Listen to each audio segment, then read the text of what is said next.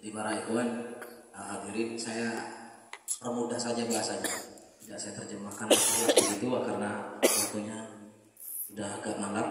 Yaitu setelah kita tadi menyimak tentang penyampaian Syekh Ahmad Tijani dengan kaumnya yang masyhur idza sami'tum anni syai'an, muncul semacam pemikiran dalam pikiran kita bahwa dengan ini maksudnya secara singkat bahwa Syekh Sidi Ahmad Tijani radhiyallahu taala anhu ketika muncul suatu perkara yang menyeleweng, yang itu dinisbatkan kepada beliau atau kepada thariqahnya, beliau telah berlepas diri dan sudah menyatakan bara'ah dan telah mensucikan thariqahnya dengan kalamnya. Artinya setiap penyelewengan yang terjadi atau yang diucapkan dinisbatkan kepada Syekh Ahmad Tijani atau kepada thariqahnya, maka semua adalah kebatilan dan Syekh Ahmad Tijani bersih dari semua itu, thariqahnya suci dari semua itu.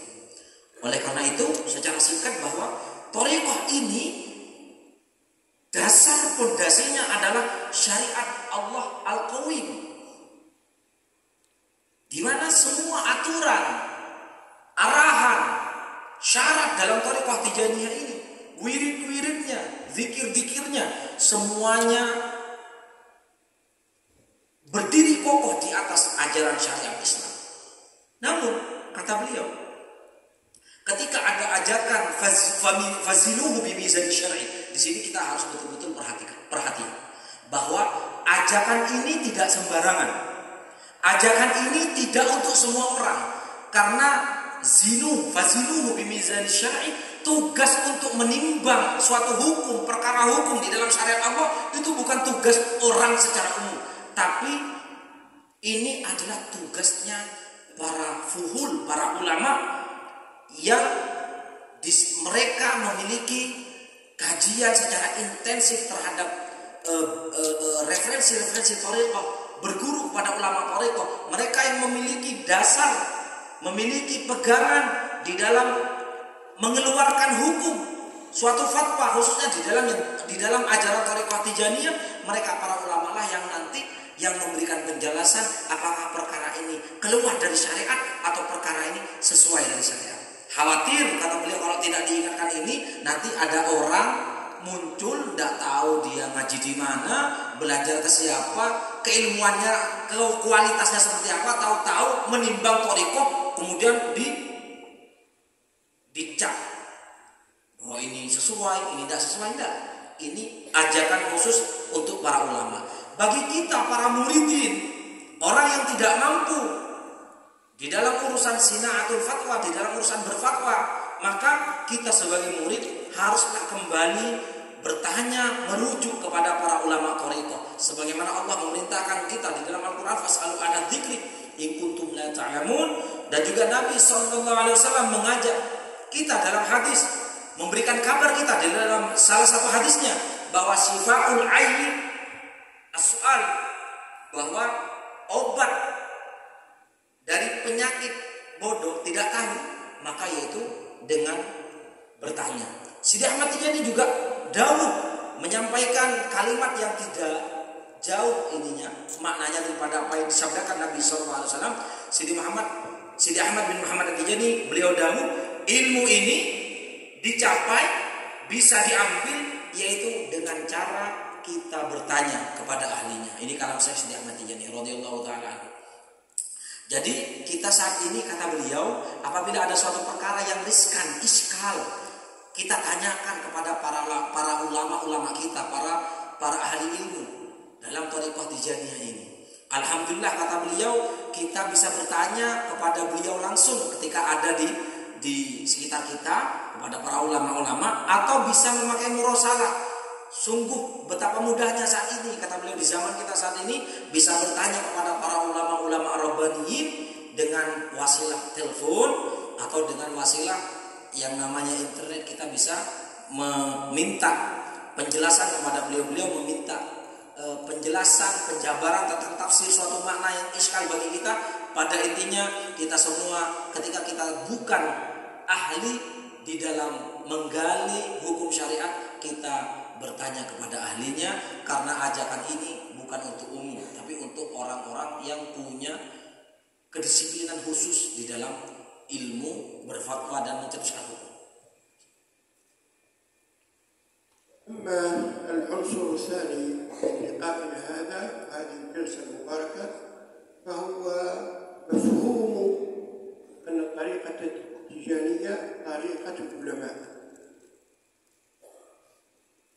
من فضل الله سبحانه وتعالى كرمه وتأييده لشيخنا أن جعل في مقدمة تلامذته العلماء الربانيون،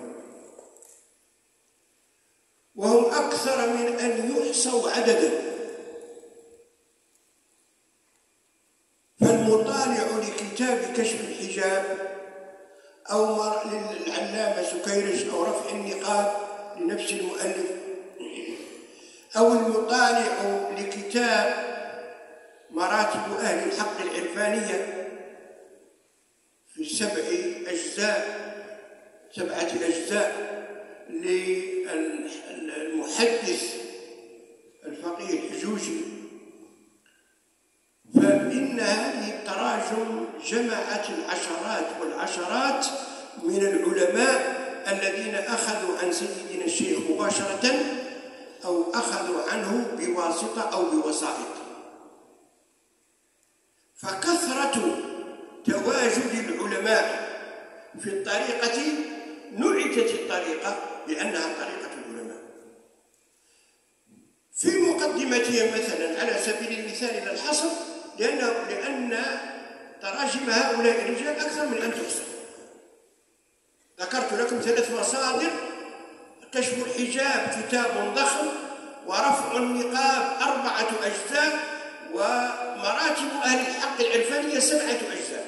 تخيل كم من ترجمة في ضمن هذه التراجم لهؤلاء الرجال الذين أخذوا عن الشيخ رضي الله تعالى عنه في ذلك الزمن العشرات والعشرات ممن وصفوا بالعلم فضلا عن المعرفة وما إلى ذلك.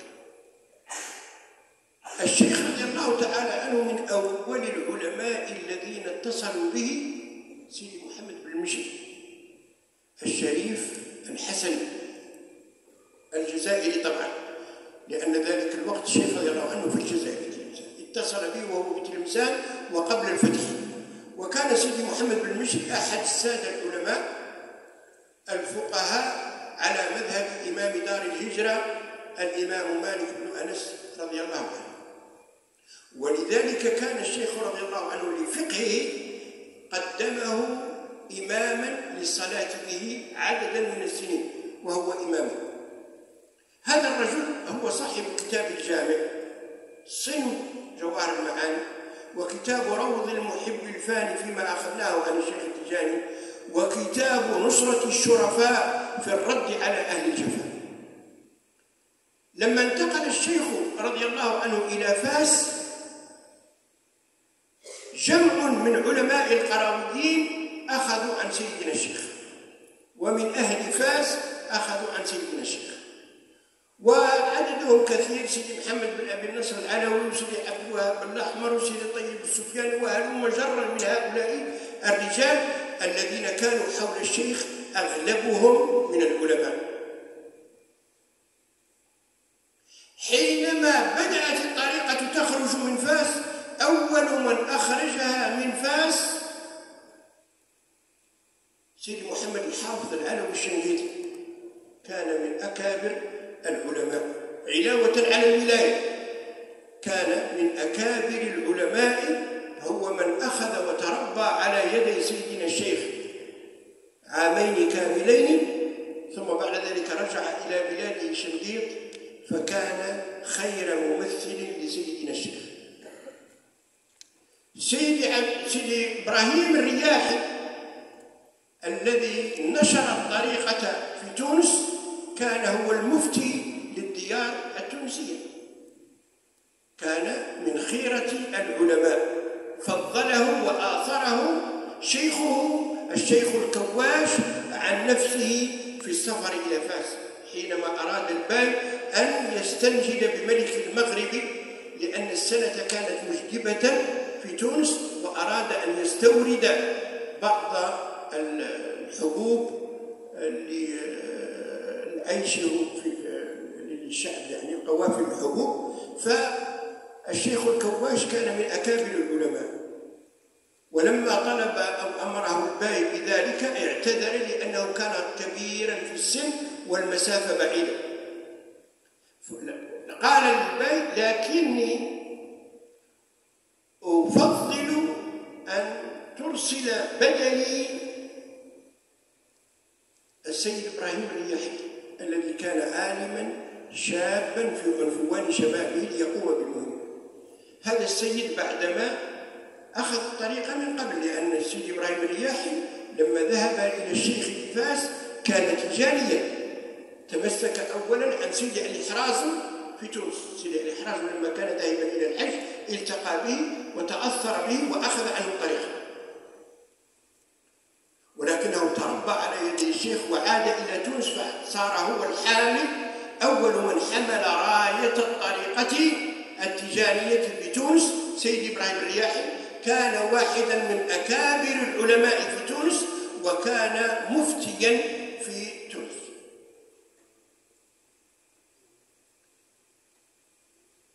وعدد كبير، هذا في الجيل الأول الذين أخذوا عن الشيخ رضي الله عنه وعاشوا معه. في الجيل الثاني أيضا ظهر جمع كبير من الأعلام، نذكر منهم في المغرب مثلا الفقيه الكنسوسي، يلقب بوزير العلماء وعالم الوزراء. نذكر في بلاد شنقيط آل مبوجة صاحب الجيش وصاحب سرية الجيش وصاحب ميزاب الرحمة، هؤلاء الذين أخذوا عن سيدي محمد الحافظ وتآليفهم في الطريقة معروفة. وغير هؤلاء أيضا ظهر رجل كسيد العربي بن سالح صاحب بغية المستفيد، علم لا يحصى حد علمه. وسيد الحسين الإفراني صاحب الأجوبة القشاشية، وهلم مجرا إلى عهد النظيف وسكيرج وسيد عبد الكريم بنيس وما إلى ذلك من العلماء في المغرب. وهلم مجرا في الجزائر كسيدي علي بن عبد الرحمن الذي كان مفتي مدينة وهران وغير ذلك. وفي تونس وفي مصر برز أبرز العلماء العلامة المحدث سيدي محمد الحافظ المصري رحمه الله. والسيد في الشام مثلا برز السيد علي الدقر الذي كان مفتي الشام في زمنه.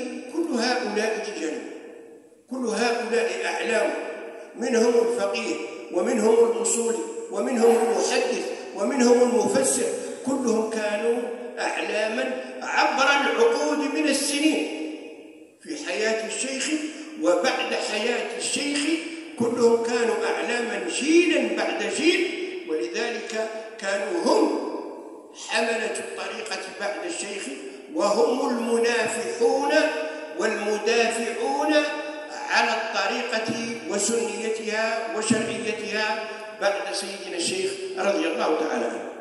لا ننسى سيدي عمر الفوتي رحمه الله صاحب الرماح الذي ظهر من بلاد فوتا بالسنغال، وبعد ذلك التقى بسيدي محمد الغالي أحد أعلام الطريقة في الحجاز، وأجازه بعدما أخذ الطريقة عن سيدي مولود فال، أجازه في الطريقة وخلفه وجاء. وهذا الرجل يمتاز بأنه أحيا سنة الجهاد في سبيل الله في بلاد إفريقيا، وحارب الوثنية وأحل محلها الإسلام وأحل محلها الطريقة التجارية.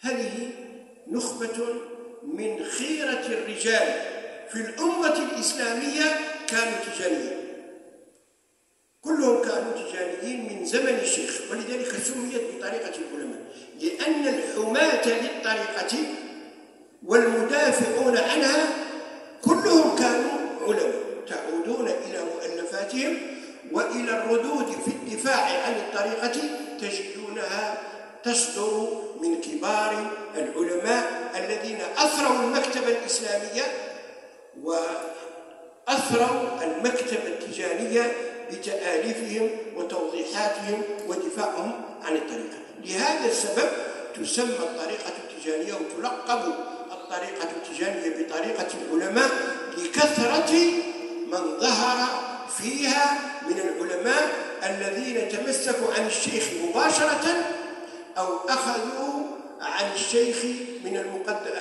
بواسطة المقدمين، أخذوا عن الشيخ سيدي أحمد التجاني بواسطة المقدمين، لأن من أخذ الطريقة عن مقدم كأنه أخذ عن سيدنا الشيخ رضي الله تعالى عنه. أسأل الله سبحانه وتعالى أن أكون قد وفقت في أداء هذه المهمة وأجبت عن هذين السؤالين وقد بلغت رسالتي، والله موفق إلى الصواب، والسلام عليكم ورحمة الله.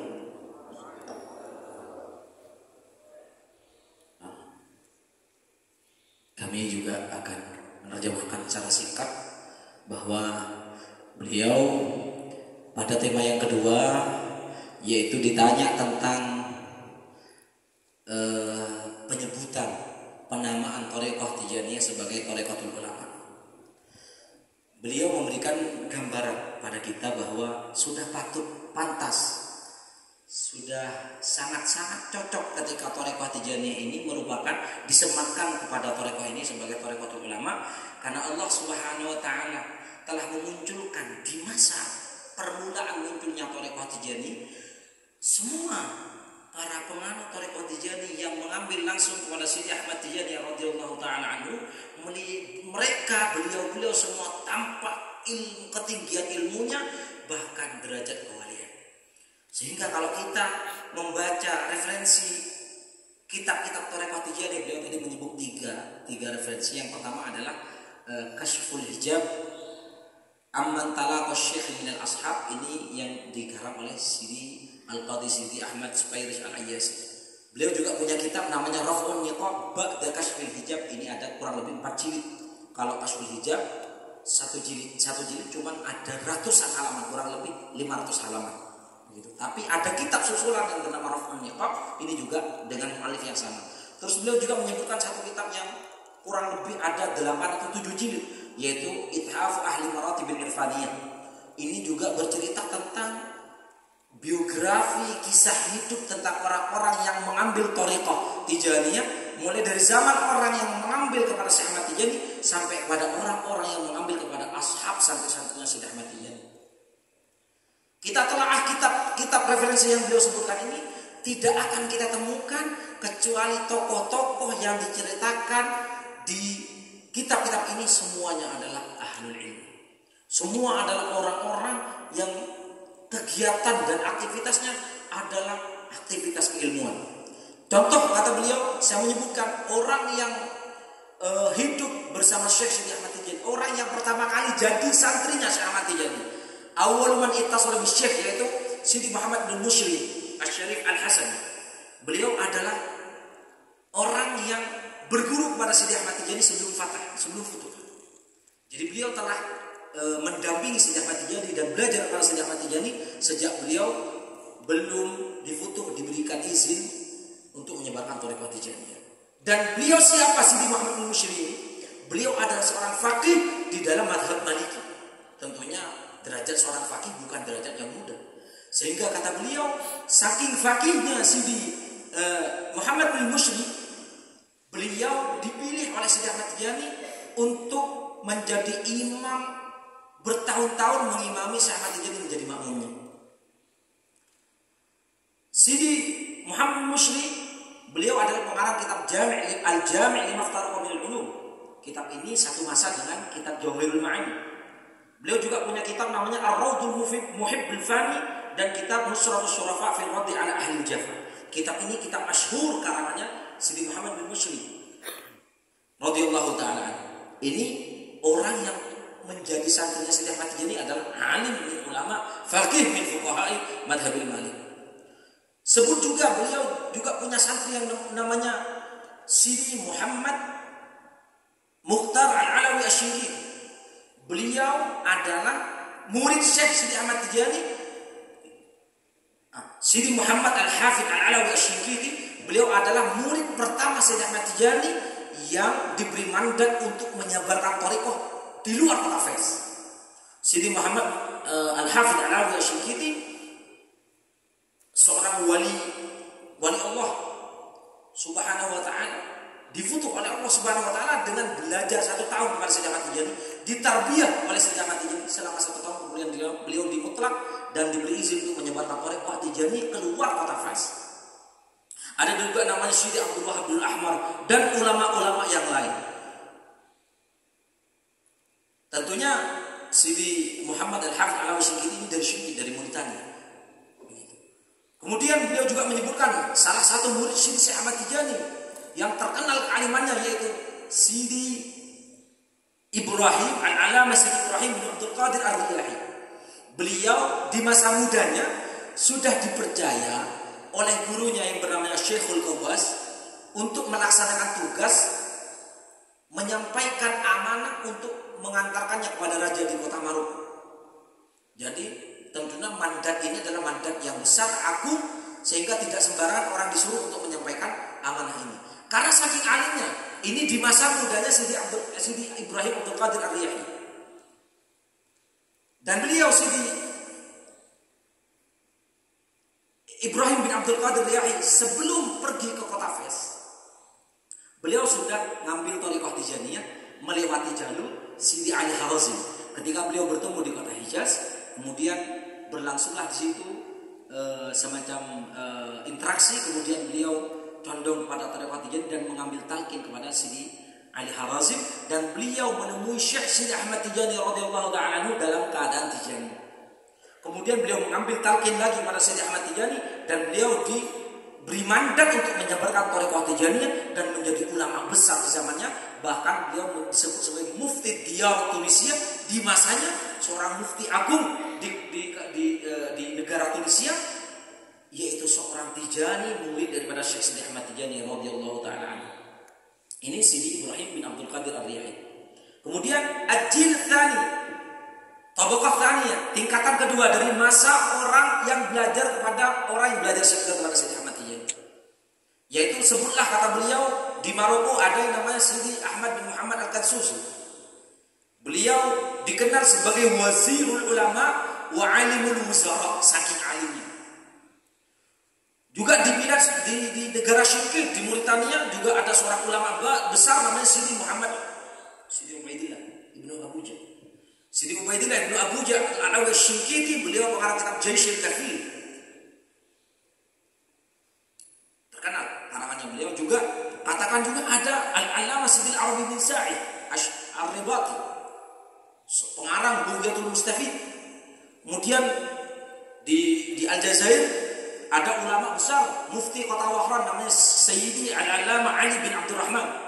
Kemudian ulama dari ulama generasi ke generasi muncul zamannya Sidi Ahmad Sukairish Al-Qadi. Kemudian muncul zamannya Sidi Abdul Karim Banis, muncul Al-Faqih An-Nadhifi. Di kota Syam juga ada seorang ulama besar namanya Sidi Ali Dakar. Beliau seorang ahli di dalam bidang hadis dan ulama yang besar di zamannya. Di Mesir ada Sidi Muhammad Al-Hafidh At-Tijani Al-Misri. Beliau adalah ahli hadis di zamannya. Tidak ada kota, tidak ada negara di situ ada ulama Tijani yang kesibukannya adalah menghidupkan ajaran syariat Allah Subhanahu wa taala dengan membawa panji suluk thariqah Tijaniyah. Maka ini kata beliau, semua yang membawa thariqah Tijani dari masa ke masa, dari generasi ke generasi, semua yang membawa menyebarkan thariqah Tijani adalah para ulama. Dimulai dari orang yang hidup di zamannya Syekh sampai orang yang hidup setelah wafatnya Syekh, berlangsung sampai pada zaman kita saat ini, semuanya adalah nukhbatun min khiratir rijal hum humatut thariqah kulluhum ulama, kata beliau. Semua dari sejarah, dari masa ke masa, dari generasi ke generasi sampai zaman kita ini, yang membawa panji thariqah Tijaniyah adalah para ulama-ulama besar, ulama-ulama pilihan. Mereka adalah para penjaga thariqah Tijaniyah ini dari kesesatan yang keluar daripada jalan atau jalur syariat Islam. Kemudian beliau beliau kemudian memberikan saran kepada kita. Kalau sampean pengen percaya, pengen mantap, pengen tahu secara yakin apakah betul para pendekar thariqah itu semuanya ulama, silakan baca muallafat karangan ulama thariqah dan baca juga kitab rutut, yaitu kantor para ulama thariqah. Ketika thariqah Tijaniyah didustakan, ketika thariqah Tijaniyah disusupi dusta di dalamnya, mereka memberikan bantahan kepada para ahli ingkar, kepada orang yang mengingkari thariqah Tijaniyah, bantahan yang ilmiah yang sesuai dengan ajaran syariat Islam. Perpustakaan Islam sekarang mulai penuh dengan karangan-karangan ulama thariqah Tijaniyah. Dan oleh sebab itulah sudah patut bahwa thariqah Tijaniyah ini disebut dengan thariqatul ilmi wal ulama, karena munculnya thariqah Tijaniyah ini dimunculkan oleh para ulama-ulama, sehingga kita tahu betul bahwa thariqah Tijaniyah ini adalah thariqah yang dibawa oleh orang-orang pilihan Allah dari kalangan ulama rabbaniyin. Kemudian beliau berdoa kepada kita semua, semoga kita oleh Allah Subhanahu wa taala diberikan futuh, oleh Allah Subhanahu wa taala kita diberikan pencerahan sehingga kita bisa memahami thariqah Tijaniyah ini sebagaimana para ulama memahaminya, sehingga kita jauh daripada kesesatan-kesesatan, penyelewengan yang dinisbatkan pada thariqah, sedangkan thariqah suci dari semua itu. Thariqah berlepas diri dari semua itu. Amin ya rabbal alamin. Nafah thariqul munafas. Soal jawab. Soal jawab.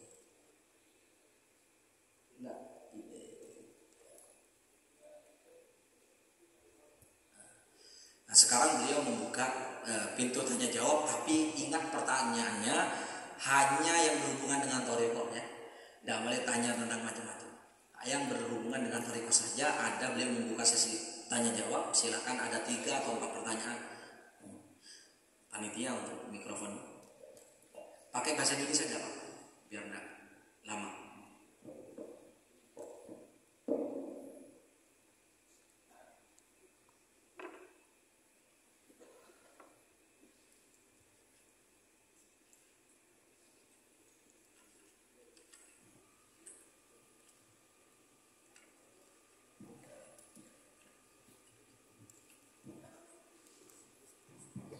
Assalamualaikum warahmatullahi wabarakatuh.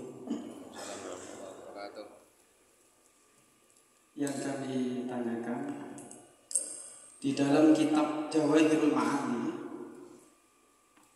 ada perbedaan penulisan untuk cetakan DKI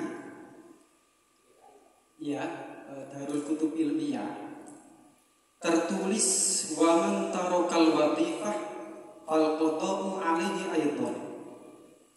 Namun di kitab lain yang ditahqiq oleh Sidi Rodi Kenun, wa man tarakal wadhifah, kebalik, yang ditahqiq oleh Sidi Muhammad Rodi Kenun, wa man tarakal wadhifah fal qada'u alaihi. Namun yang dicetakan DKI, wa man tarakal wadhifah fala qada'u alaihi, dan cetakan DKI ini sudah tersebar di Indonesia. Khawatir berpegang dengan cetakan ini. Sekian, terima kasih.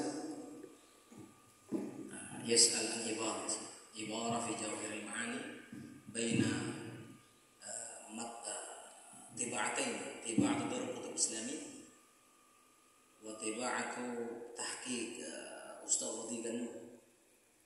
Qala fi Jawahiril Ma'ani amma man tarakal wadhifah fala qada alaihi hadha fi Darul Kutub al-Ilmiyah wa fi tahqiq al-Ustaz Rodi Kenun huwa falahu qada fal qada alaihi al-qada. Wa al-muntashir indana fi Indonesia tiba'at Darul Kutub Islam. Kaifa nujib hadhihi al-ikhtilafat atau ikhtilaf baina tiba'atain?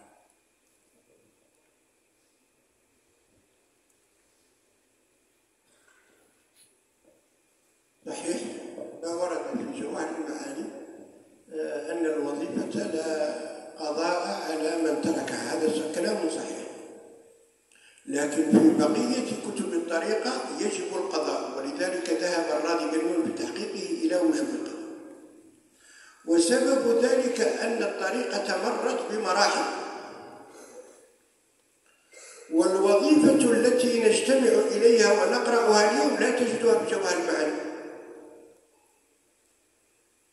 فالمراحل هذه وقعت فيها تغييرات.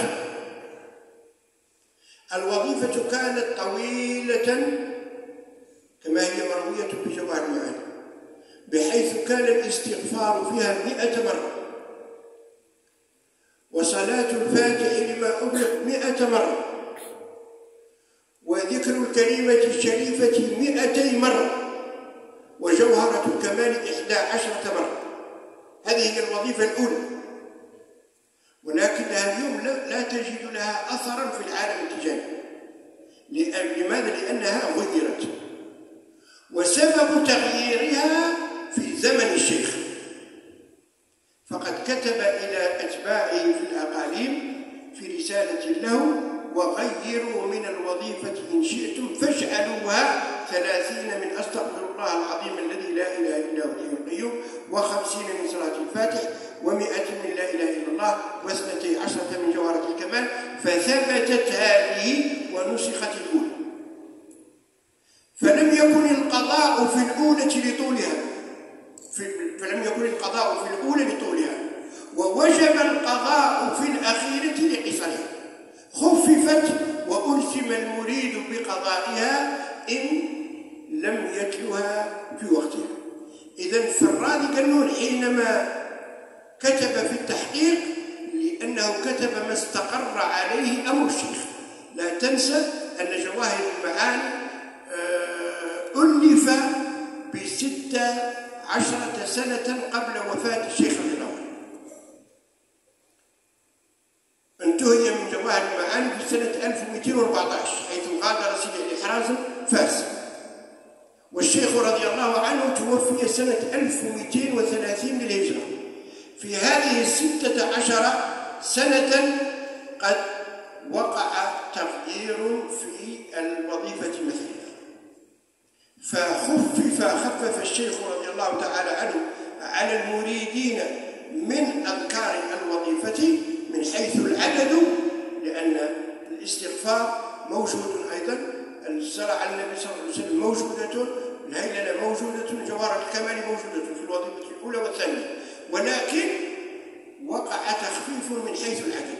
ف100 كانت من الاستغفار بلفظ أستغفر الله، أضحت 30 مرة بلفظ أستغفر الله العظيم الذي لا إله إلا هو الحي القيوم.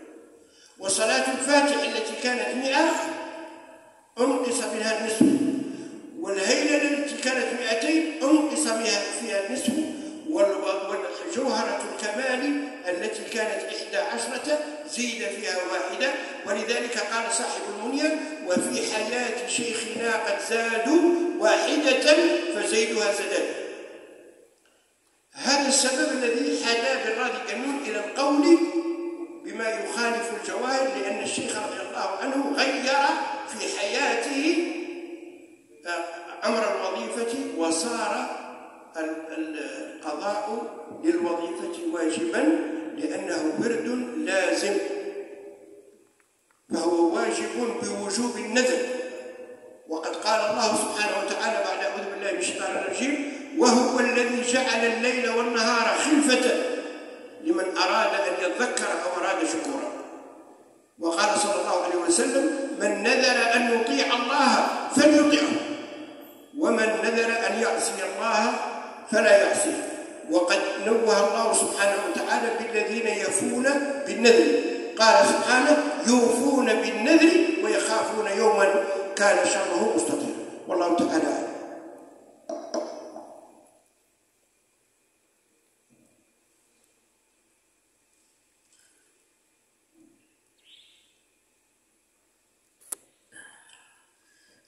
Begini, jadi yang ada di Darul Kutub Ilmiah itu benar, di mana di sana kutipan bahwa watifah tidak wajib foto itu betul ada di sini, jangan ragu. Ini beliau menjelaskan bahwa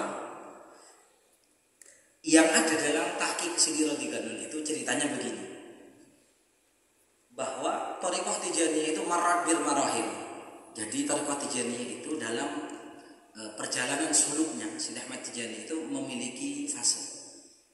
Ada fase-fase. Kenapa? Karena penulisan kitab Jawahirul Ma'ani itu selesai ditaklif 16 tahun sebelum Sidi Ahmad Tijani wafat. Jadi Sidi Ali Harazim meninggal 16 tahun sebelum Syekh. Di mana saat itu wadifah itu memang tidak ada kewajiban qadha. Dan itu kata beliau tidak menjadi dalil bahwa kita saat ini juga merujuk pada itu tidak benar. Merujuk pada kitab itu karena keterangan itu sudah dinasakh, sudah dirubah. Ketika proses suluk Thariqah Tijaniyah ini berjalan setelah 16 tahun itu sudah mengalami perubahan. Kalau tidak percaya kata beliau, coba cari si cara wadifah yang kita lakukan saat ini di Jawahirul Ma'ani, tidak akan ketemu. Karena di situ tertulis bahwa wadifah yang ada di Jawahirul Ma'ani itu adalah besar dan lama panjang bacaannya. Di mana di situ istighfarnya 100. Kalau kita 30. Di sana salat Fatihnya 100. Kalau kita sekarang 50. Kalimat musyawarah rafa la ilaha illallah dalam Jawahirul Ma'ani 200 dan Jawharatul Kamal bukan 12 tapi 11. Itu yang warada yang ada dalam kitab Jawahirul Ma'ani. Dan dalam kutub ilmiah itu betul. Hanya saja terjadi perubahan setelah itu di mana Sidi Ali Harazim meninggal pada 1214 dan Sidi Ahmad Tijani meninggal di 1230. Di masa 16 tahun ini kemudian terjadi perubahan wadifah. Yang pertama wadifah itu hitungannya agak banyak, kemudian dirubah menjadi agak lebih ringan, khafif. Sebabnya apa? Sidi Ahmad Tijani radhiyallahu taala anhu merubah atau meringankan jumlah hitungan wadifah ini, ditulis dalam suatu risalah kepada beberapa ikhwan yang ada di suatu negeri, bahwa ternyata wadifah yang dilakukan itu terlalu berat bagi mereka. Akhirnya apa? Yang istighfar 100 menjadi 30, yang salat Fatih 100 jadi setengah, berarti 50. La ilaha illallah 200 menjadi 100 dan Jawharatul Kamal menjadi 12. Tapi tidak dijelaskan tadi yang 12. Intinya kata beliau, dulu di masa Sidi Ali Harazim menulis Jawahirul Ma'ani dengan jumlah yang besar ini, maka wadifah tidak perlu diqadha. Ketika dikompres menjadi ringan, maka wajib qadha. Bisa dimengerti? Ketika wadifah menjadi ringan, hitungannya menjadi lebih ringan, maka di situ wajib qadha. Dan kewajiban qadha ini kata beliau pada intinya mengarah pada nazar yang kita lakukan. Sebagaimana Allah Subhanahu wa taala mengecam kepada orang yang berjanji kepada Allah Subhanahu wa taala kemudian dia tidak memenuhi janjinya. Dan Nabi SAW bersabda bahwa siapa yang ingin bernazar untuk mentaati Allah Subhanahu wa taala, taat kepada Allah, maka taatlah kepada Allah. Dan siapa yang ingin bernazar untuk bermaksiat kepada Allah, maka jangan bermaksiat, sebagaimana redaksi hadis.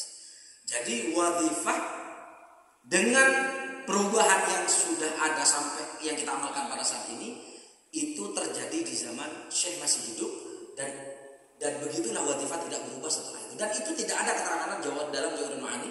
Bisa kita temukan keterangan itu dalam syarah dalam Munyatul Murid dan disyarah oleh Sidi Al-Arabi bin Sa'id dalam kitab Bughyatul Mustafa. Begitu. Jadi kami ulangi kembali, setelah dirubah oleh Sidi Ahmad Tijani radhiyallahu taala anhu, thabata hadhihi yang kita amalkan ini yang sabit sudah disahih dan tidak bisa dirubah, dan yang dulu nusikhat, jadi sudah mengalami perubahan begitu. Bisa dipahami?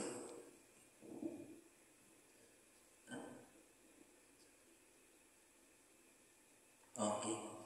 Ya, ada yang lupa. Ini tadi beliau Ustaz Abdul Qadir memberikan istidrak bahwa terkait keterangan penambahan satu jauharah ya, dan 11 ke 12 itu ada dalam Nazam Munyatul Murid, wa fi hayati syekhina qad zadu, dan seterusnya. Nanti dicari di sana, di situ ada keterangan bahwa dari 11 berubah jadi 12. Soal akhir Sidi Ahmad Somadi bin Arabi la nahtaj ila terjemah. Assalamualaikum warahmatullahi wabarakatuh. Mubasharatan بعض الفقراء يواظب الوظيفة مرتين في اليوم. سؤالي إذا وظف المريد وظيفة مرتين في اليوم يعني يجعلها كاللازم صباحا ومساء، هل يجوز للمريد التقديم الوظيفة الصباحية مثلا يعني قبل الصبح أو بعد العشاء كاللازم؟ هذا سؤال أول هل يجوز التقديم بالنسبة للوظيفة الصباحية؟ ثم السؤال الثاني، هل يجب هذا المريد أن يقرأ هذه الوظيفتين جماعة أو أحدهما فقط؟ هل يجب يقرأ هذه الوظيفتين بالجماعة أو يكتفي بأهله؟ ثم السؤال الثالث، الذكر اللازم. بعض الفقراء يقرأ الصلاة على النبي في ذكر اللازم، يختلط بين صلاة الفاتح وصلاة صيغة صلاة أخرى، يقرأ صلاة الفاتح 10 مرات بالأول ثم 90 مرة بصيغة القصيرة غير صلاة الفاتح. وهل هذا يجوز بالنسبة لقراءة هذا اللازم أو لا يجوز؟ هذا سؤالي. شكرا سيدي الشريف، أرجو منكم الجواب.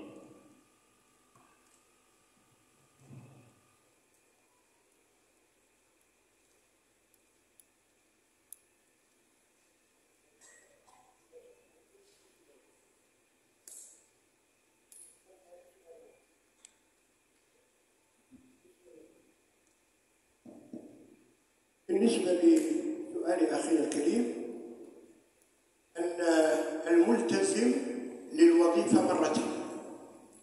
طبعا في الطريقة الوظيفة واجبة مرة في اليوم، لكن بعض المريدين يحب أن يلزم نفسه بها مرتين. قال فقهاء الطريقة أن من التزمها مرتين فوقتها هو وقت الورد اللازم اختيارا وضرورة، يكون بخلاف من تمسك بها مرة واحدة. من تمسك بها مرة واحدة وقتها اليوم كله، ولما كان شرطها الجماعة فإذا كان قادرا على الالتحاق بالجماعة فوقتها وقت اجتماع جماعته. أما إذا كان عاجزا ذكرها صباحا أو مساء أو ليلا تجزيه لأنها مرة واحدة واليوم كله وقته، ولا يتخلف عن الجماعة إلا صاحب العذر. أما من التزم الوظيفة مرتين فإن وقتها يكون وقت الورد اللازم من بعد صلاة الفجر إلى الضحى الأعلى، من الضحى الأعلى إلى الغروب، ومن بعد صلاة العصر إلى العشاء الأخيرة، ومن العشاء الأخيرة إلى الفجر. يكون وقتها نفس وقت الورد اللازم اختياري وضروري. هذا بالنسبة لمن التزمها مرتين. السؤال، هل يجوز تقديمها ليلا كالورد اللازم؟ علماء الطريقة لم يتكلموا عن تقديمها، تكلموا عن تقديم الورد اللازم لمن التزمها مرتين، إلا إذا كانت ضرورة تمنعه من قراءتها صباحا في وقتها الاختياري. أما إذا لم تكن هناك ضرورة فإنه لم يرد جواز تقديمها ولم أقف عليه، حتى إن ورد لم أقف عليه إلى حد الآن. أما الورد اللازم فقد جوزوا بل حببوا تقديمه لسعة الفضل فيه. بالنسبة هل يجب على المريد قراءة الوظيفتين في وسط الجماعة؟ الوظيفة التي تجب فيها الجماعة مرة واحدة. إذا قرأها مرة مع الجماعة يجوز له أن يقرأ الثانية في يعني فذا وحده، سواء في المسجد أو في الزاوية أو في بيته، لأن الالتزام بالجماعة ذكر مرة واحدة حسب الجماعة وحسب اجتماعهم. في اللازم من يقرأ صلاة الفاتحة في البداية ثم يحول الصيغة. المحول للصيغة هل هو عامد أم ساهل؟ إذن فالمتفق عليه في الطريقة أن صلاة الفاتحة هي الأفضل في الورد اللازم. هذا الأمر لا بد، وإن كان الورد اللازم جائز بأي صيغة كانت، لكن المطالع لعلماء الطريقة وما فهموه من الشيخ رضي الله عنه، وإن كان هذا الأمر فيه تيسير ولكن فيه حث على تلاوة الورد اللازم بصلاة الفاتحة.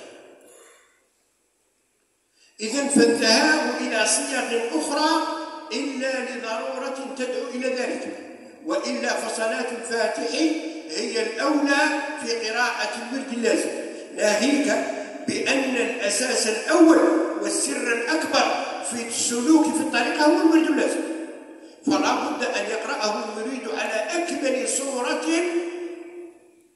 يستطيع أن يقرأ عليها الورد اللازم. أما أن يتصرف كما يحب هذا ليس من حق المريد، لأن الاتفاق بين علماء الطريقة هو الحث على قراءة الورد اللازم لصلاة الفاتح،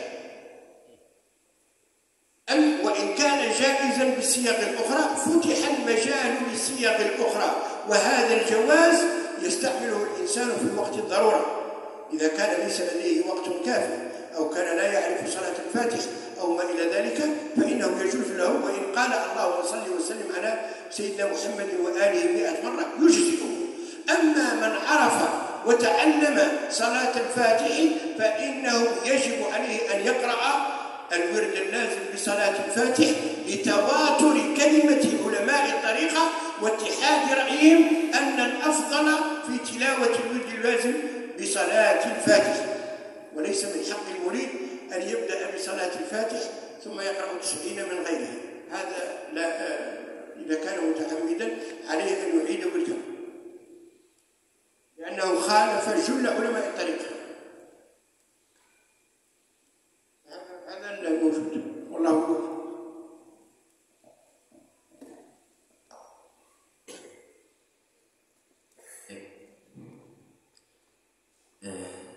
Nanti saya ulang pertanyaannya karena Sidi Muqaddam Ustaz Ahmad Somadi bertanya menggunakan bahasa Arab. Apa tidak perlu diterjemahkan juga? Beserta pertanyaannya, beliau punya 3 pertanyaan, cuman dibingkai dalam satu pertanyaan. Satu masalah cuman ada furu pertanyaannya. Yang pertama berkaitan dengan ikhwan yang konsisten wadifah 2 kali, gitu. Wadifah 2 kali, sehari 2 kali dibaca sebagaimana waktunya wirid lazim pagi sore, gitu. Apakah, pertanyaan pertama, apakah wadifah yang dibaca 2 kali dan waktunya persis seperti wirid lazim bisa dimajukan sebagaimana takdimnya wirid lazim?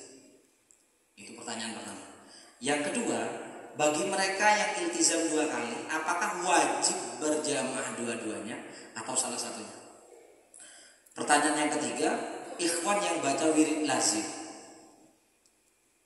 dia mencampur salawat fatih ketika baca salawat itu dengan salawat lain, sigot salawat lain, apakah boleh?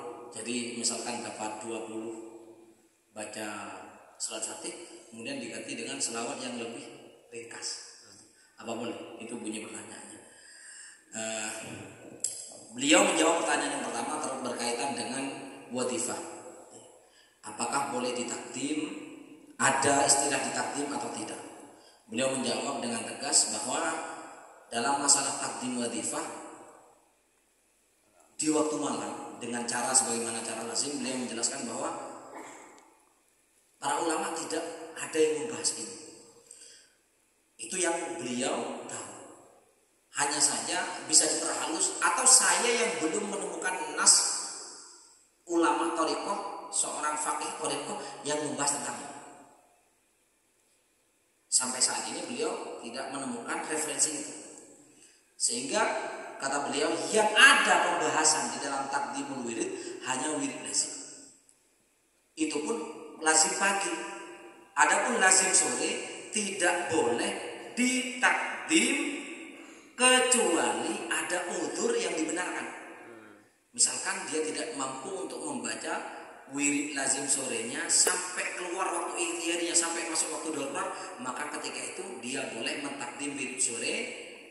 Ya, kalau wirid paginya ditakdim tanpa udzur tidak masalah, bahkan dianjurkan, karena anjuran bagaimana agar kita meraih keutamaan waktu malam. Adapun wirdul lazim masa itu tidak ada istilah mentakdim kecuali dalam keadaan uzur dan dilakukan di malam hari setelah melakukan takdim wirid lazim. Itu keterangan yang ada dalam fikih thariqah. Terus berkaitan dengan jawaban jamaah dalam wadifah bagi yang wadifah 2 kali, konsisten 2 kali, beliau menjawab wadifah jika dilakukan 1 kali maka waktunya 1 hari full. 1 hari full itu waktunya wadifah, mau malam, mau siang, mau pagi. Adapun yang melakukannya 2 kali maka waktunya seperti wirid lazim dalam ikhtiari dan darurinya. Begitu. Bagi yang melaksanakan 1 kali maka dia wajib istimak 1 kali. Di mana di situ ada istimak maka bergabung. Mau pagi, mau sore, berarti itu waktunya bagi yang melakukan 1 kali. Bagi yang 2 kali beliau menegaskan bahwa kewajiban istimaknya cukup 1 kali, kedua kalinya boleh dibaca sendiri. Bisa dipahami?